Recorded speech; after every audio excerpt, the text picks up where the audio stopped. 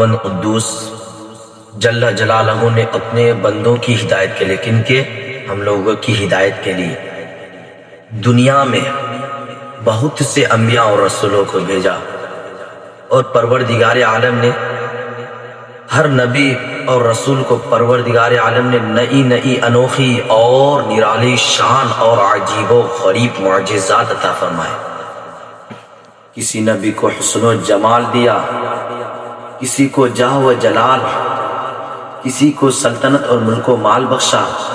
تو کسی کو جود و نوال، تو کسی کو علم و حکمت کی نعمت لازوال سے مالا مال کر دیا۔ لیکن نبی آخر الزمان، خاتم پیغمبراں، سرور قلب و سینہ، تاجدار مدینہ صلی اللہ علیہ وسلم کو جب اس خاکدان عالم میں بھیجا، اس دنیا میں بھیجا، تو ہم اور آپ جیسے نہیں، کسی بادشاہ کے جیسے نہیں، بلکہ ساری دنیا، ساری جہان کے لیے رحمت بنا کر بھیجا۔ کسی شاعر نے کیا خوب کہا ہے، خدا نے ایک محمد میں دے دیا سب کچھ۔ خدا نے ایک محمد میں دے دیا سب کچھ۔ کریم کا کرم بے حساب ہے، کیا کہنا، آپ سوچ سکتے ہیں وہ آقا اپنے محبوب سے کتنا پیار کرتے ہیں جو سب کچھ دے دیا اس کو۔ اب چلیے، بلکہ بے شمار فضائل و محاسن عطا فرمائے کہ جن کی عظمت و رفعت تک کسی کا وہم گمان بھی پہنچ نہیں سکتا۔ حسن و جمال، جاہ و جلال، ملک و مال، جود و نوال، غرض کے ہر ایک کمال ان کو بخش دیا۔ اور پھر لطف یہ کہ ہر ایک کمال میں بے مثل و بے مثال بنا کر بھیجا۔ وہ سید المرسلین بھی ہے، وہ رحمت للعالمین بھی ہے، وہ مدثر بھی ہے، مزمل بھی ہے، وہ طٰہٰ بھی ہے، یاسین بھی ہے، اور یہیں تک محدود نہیں ہے، ارے وہ سراج منیر بھی ہے۔ ہاں وہی رحمت للعالمین ہے جو ساری کائنات کے لیے رحمت ہے۔ گویا خدا یہ فرماتا ہے، اے بندے میں رب العالمین ہوں اور میرا محبوب رحمت للعالمین ہے، یعنی جہاں جہاں میری ربوبیت ہے وہاں میرے محبوب کی رحمت ہے۔ اس لیے مولانا فصیح غازی پوری کیا ہی خوب فرماتے ہیں، وہ ہر عالم کی رحمت ہے، کسی عالم میں رہ جاتے، وہ ہر عالم کی رحمت ہے، کسی عالم میں رہ جاتے، یہ ان کی مہربانی ہے کہ یہ عالم پسند آیا، یہ ان کی مہربانی ہے کہ یہ عالم پسند آیا۔ صرف مولانا فصیح غازی پوری ہی نہیں، اللہ تبارک و تعالی قرآن الفرقان الحمید المجید میں بھی ارشاد فرماتا ہے، وَمَا أَرْسَلْنَاكَ إِلَّا رَحْمَةً لِلْعَالَمِينَ، یعنی اے محبوب پاک ہم نے آپ کو ساری جہان کے لیے رحمت بنا کر بھیجا ہے۔ آپ سوچ سکتے ہیں آقا اپنے محبوب کو ساری جہان کے لیے رحمت بنا کر بھیجا ہے، تو آپ یہیں تک حضرات حضور کی رحمت، ارے ان کی رحمت بے پناہ رحمت ہے، ان کی رحمت کے بارے میں کیا کہنا۔ آئیے مزید وضاحت کے لیے آگے لے چلو کہ سرور عالم صلی اللہ علیہ وسلم نے جہاں خود ساری دنیا کو اپنی رحمتوں سے نوازا ہے، وہیں اپنے ماننے والوں کو بھی اپنی رحمت کا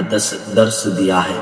جس سے ان کی رحمت کا دائرہ وسیع سے وسیع تر ہو جاتا ہے۔ اور اولیاء اسلام کے دل میں جو رحمت و مسرت کا مزہ ہے اور ان کے عمل میں رحم و کرم کا جو جلوہ ہے، وہ رحمت عالم ہی کا صدقہ و طفیل ہے، بلکہ بالواسطہ وہ رحمت عالم ہی کی رحمت ہے۔ اب کون کہتا ہے کہ بھلا کرنے سے بھلا نہیں ہوتا، مہربانی کرنے سے مہربان نہیں ہوتا؟ میں بھی مانتا ہوں اب بھلا کرنے سے بھلا نہیں ہوتا، مہربانی کرنے سے مہربان نہیں ہوتا، لیکن پیارے آقا محمد الرسول اللہ صلی اللہ علیہ وسلم کیا ہی ارشاد فرماتے ہیں، تم بھلا کرو اہل زمین پر، تم بھلا کرو اہل زمین پر، خدا مہربان ہوگا عرش بری پر، خدا مہربان ہوگا عرش بری پر۔ حضرات آپ دیکھیں ہمارے آقا و مولا حضور تاجدار مدینہ صلی اللہ علیہ وسلم ہم گناہ گار، خطا کار، بدکار، سیاہ کار امتی کو کتنا یاد کرتے ہیں۔ حضرات حضرت جبریل امین رسول اللہ علیہ وسلم، ہم نے حضرت نوح علیہ السلام کی امت کو جہنم میں دیکھا ہے، یا رسول اللہ صلی اللہ علیہ وسلم ہم نے حضرت ابراہیم علیہ السلام کی امت کو جہنم میں دیکھا ہے یا رسول اللہ صلی اللہ علیہ وسلم، ہم نے حضرت ایوب علیہ السلام کی امت کو جہنم میں دیکھا ہے یا رسول اللہ صلی اللہ علیہ وسلم، ہم نے حضرت زکریا علیہ السلام کی امت کو جہنم میں دیکھا ہے۔ اتنا فرمانا تھا کہ حضرت جبرائیل علیہ السلام کی زبان خاموش ہو جاتی ہے، پیارے آقا ارشاد فرماتے ہیں اے جبرائیل علیہ السلام خاموش کیوں ہو گئے، اس سے آگے کیوں نہیں بڑھتے؟ قسم خدا کی مسلمانوں، حضرت جبرائیل علیہ السلام جانتے تھے اگر میں حضور صلی اللہ علیہ وسلم کی امت کو جہنم میں جانے کا تذکرہ کروں گا تو نبی کی آنکھیں آنسوؤں سے اشکبار ہو جائیں گی، نبی کا قلب صادق بے چین ہو جائے گا، نبی بے قرار ہو جائیں گے، نبی کی قراری بے قراری میں بدل جائے گی، نبی کا چین بے چینی میں بدل جائے گا۔ پیارے آقا محمد الرسول اللہ صلی اللہ علیہ وسلم پھر ارشاد فرماتے ہیں اے جبرائیل علیہ السلام یہ تو بتاؤ کہ کیا تم نے میری امت کو جہنم میں دیکھا ہے یا نہیں؟ قسم خدا کی مسلمانوں، حضرت جبرائیل علیہ السلام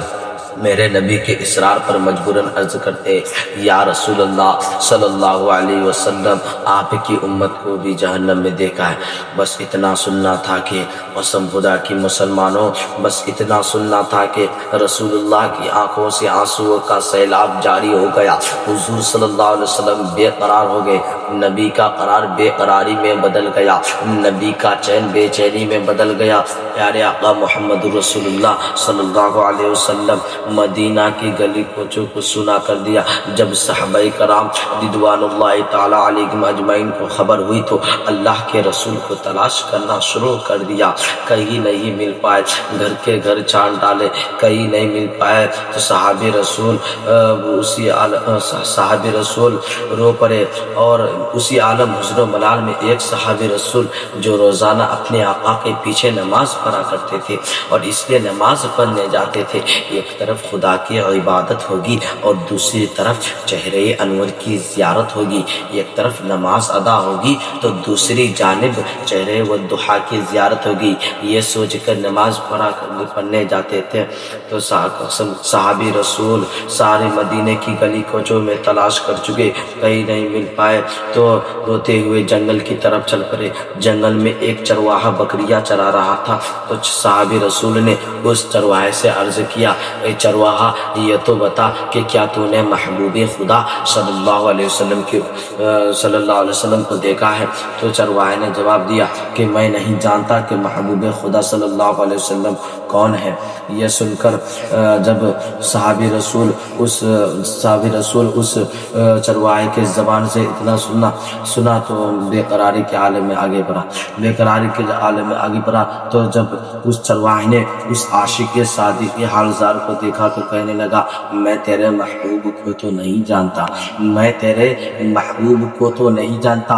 ہاں لیکن مجھے اتنا ضرور علم ہے کہ اس سامنے والے غار میں کوئی ایسا پھوٹ کر رو رہا ہے جس کی درد بھری آواز سن کر میری پکڑیوں نے چڑھنا بند کر دیا ہے۔ قسم خدا کی مسلمانوں، صحابی رسول رو پڑے اور کہنے لگے ایسے غم درد بھری آواز میں رونے والا ہو سکتا ہے تو میرے رسول ہی رو سکتے ہیں۔ صحابی رسول دوڑ پڑے اور میرے آقا سے ملاقات ہو جاتی ہے اور کیا دیکھتے ہیں پیارے آقا محمد الرسول اللہ صلی اللہ علیہ وسلم اپنے سر مبارک کو سجدے میں رکھے ہوئے۔ قسم خدا کی مسلمانوں، آپ نے سجدے تو بہت سی دیکھے ہوں گے لیکن میرے آقا کا سجدہ بہت ہی نرالا ہے، میرے مولا کا سجدہ بہت ہی انوکھا ہے۔ قسم خدا کی مسلمانوں، قیامت تو آ سکتی ہے مگر نبی کے اس سجدے کا جواب دنیا پیش نہیں کر سکتی۔ اب دیکھیے جس نے بھی سجدہ کیا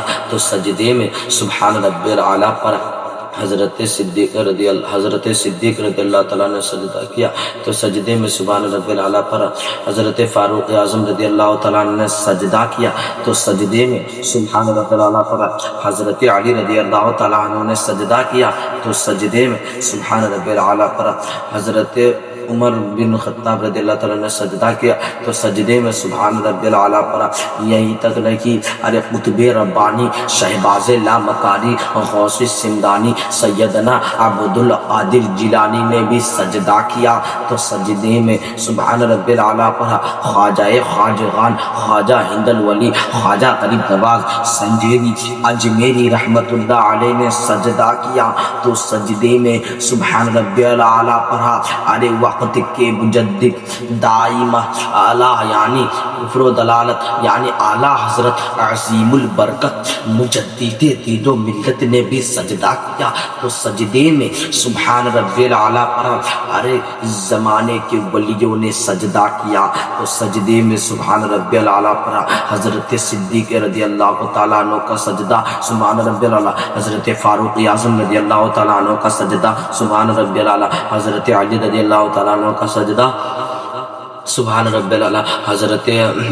عثمان غنی رضی اللہ تعالیٰ عنہ کا سجدہ سبحان رب العلیٰ، کسی مدرس کا سجدہ سبحان رب العلیٰ، کسی مورخ کا سجدہ سبحان رب العلیٰ، کسی مفتی کا سجدہ سبحان رب العلیٰ، ہم اور آپ کا سجدہ سبحان رب العلیٰ۔ لیکن قسم خدا کی مسلمانوں، میرے آقا کا سجدہ بہت ہی انوکھا ہے، میرے مولا کا سجدہ بہت ہی نرالا ہے۔ ارے زمانے والوں نے سجدہ کیا تو سجدے میں اپنے رب کو یاد کیا، لیکن میرے مصطفیٰ نے سجدہ کیا، میرے آقا نے سجدہ کیا، میرے مولا نے سجدہ کیا تو سجدے میں ہم گناہ گاروں خطا کاروں بدکاروں سیاہ کاروں کو یاد فرما کر بارگاہ خداوندی میں عرض کیا، رب غبلی امتی رب غبلی امتی، یعنی اے خدا میری امت کو میرے حوالے کر دے۔ آپ سوچ سکتے ہیں جو آقا ہم لوگوں کے بارے میں اتنا سوچے، جو آقا ہم لوگوں کے لیے بارگاہ خداوندی میں گر گرائے، لیکن آج ہم لوگ 2 رکعت نماز نہیں پڑھتے ہیں، چائے کا دکان میں جا کے اس کی غیبت کرتے ہیں، یہ ہم لوگوں کو سمجھ میں نہیں آتا ہے اصل ہمارا مقصد کیا ہے دنیا میں آنے کی۔ ارے مؤذن ادھر سے پکار کر کہتا ہے حی علی الصلاۃ حی علی الفلاح، چلو کامیابی کی طرف، چلو نماز کی طرف، چلو فلاح کی طرف، لیکن آج ہم لوگ اپنے کاموں میں مشغول ہے۔ آج ہم لوگ چائے کا دکان میں بیٹھ کر اس کی بھی غیبت کر رہے ہیں، آج ہم لوگ دنیا کے کاموں میں مشغول ہو گئے ہیں۔ ارے مسلمانوں یہ مت بھولو کہ ایک دن جانا ہے، ایک دن دنیا سے جانا ہے، اور وہاں کیا دکھاؤ گے مولا کو؟ یہی صرف اپنا چہرہ، ارے وہاں دکھانے کے لائق ہی نہیں بنو گے، کیونکہ آج تم نے اپنے جو مقصد ہے ہم لوگ کی دنیا کو آنے، جو مقصد ہے ہم لوگوں کو دنیا کے آنے کی، لیکن آج ہم لوگ وہ پورا نہیں کرتے۔ ارے مسلمانوں اپنے رب کو یاد کرو اور اپنی اجڑی ہوئی بستی کو آباد کرو۔ ارے پروردگار عالم نے ذکر کے متعلق ارشاد فرمایا ہے اذکروا اللہ ذکرا کثیرا، یعنی اللہ کو کثرت سے یاد کرو، لیکن